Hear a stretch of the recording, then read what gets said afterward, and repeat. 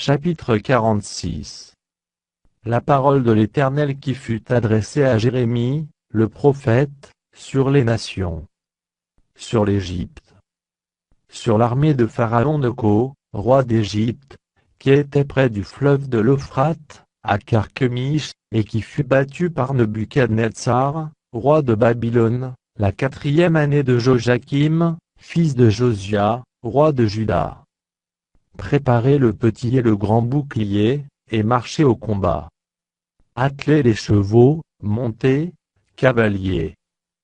Paraissez avec vos casques, polissez vos lances, revêtez la cuirasse, que vois-je?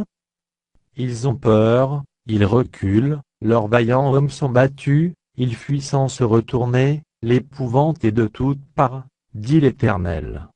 Que le plus léger ne trouve aucun salut dans la fuite, que le plus vaillant n'échappe pas. Au septentrion, sur les rives de l'Euphrate, il chancelle, il tombe. Qui est celui qui s'avance comme le Nil, et dont les eaux sont agitées comme les torrents? C'est l'Égypte. Elle s'avance comme le Nil, et ses eaux sont agitées comme les torrents. Elle dit: je monterai, je couvrirai la terre, je détruirai les villes et leurs habitants. Montez, chevaux, précipitez-vous, chars. Qu'ils se montrent, les vaillants hommes, ceux d'Éthiopie et de Put qui portent le bouclier, et ceux de Lu qui manient et tendent l'arc. Ce jour est au Seigneur, à l'Éternel des armées, c'est un jour de vengeance, où il se venge de ses ennemis. L'épée dévore, elle se rassasie, elle s'enivre de leur sang. Car il y a des victimes du Seigneur, de l'Éternel des armées, au pays du septentrion, sur les rives de l'Euphrate.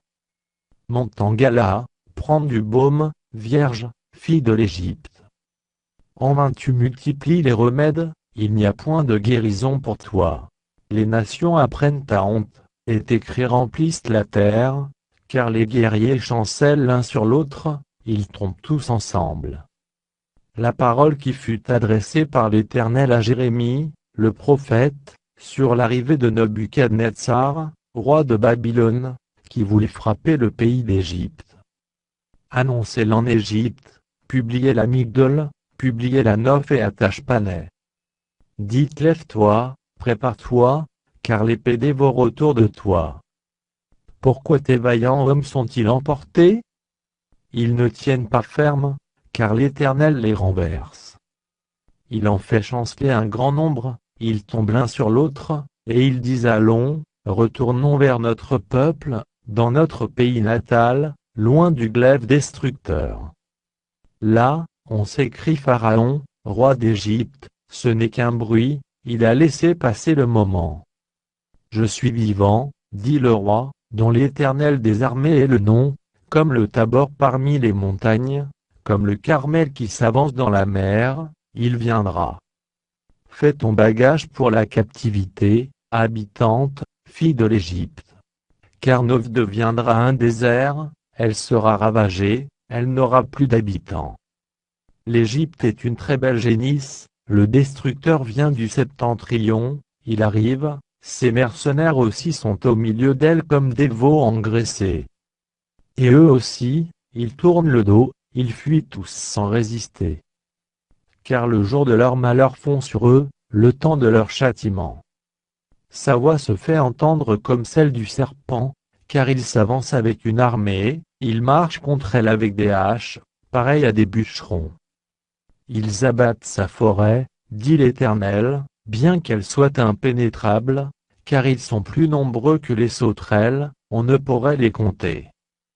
La fille de l'Égypte est confuse, elle est livrée entre les mains du peuple du septentrion. L'Éternel des armées, le Dieu d'Israël, dit: voici, je vais châtier Amon de No, Pharaon, l'Égypte, ses dieux et ses rois, Pharaon et ceux qui se confient en lui. Je les livrerai entre les mains de ceux qui en veulent à leur vie, entre les mains de Nebuchadnezzar, roi de Babylone, et entre les mains de ses serviteurs. Et après cela, l'Égypte sera habitée comme au jour d'autrefois, dit l'Éternel. Et toi, mon serviteur Jacob, ne crains pas, ne t'effraie pas, Israël. Car je te délivrerai de la terre lointaine, je délivrerai ta postérité du pays où elle est captive, Jacob reviendra, il jouira du repos et de la tranquillité, et il n'y aura personne pour le troubler. Toi, mon serviteur Jacob, ne crains pas, dit l'Éternel, car je suis avec toi. J'anéantirai toutes les nations parmi lesquelles je t'ai dispersé, mais toi, je ne t'anéantirai pas, je te châtierai avec équité, je ne puis pas te laisser impuni.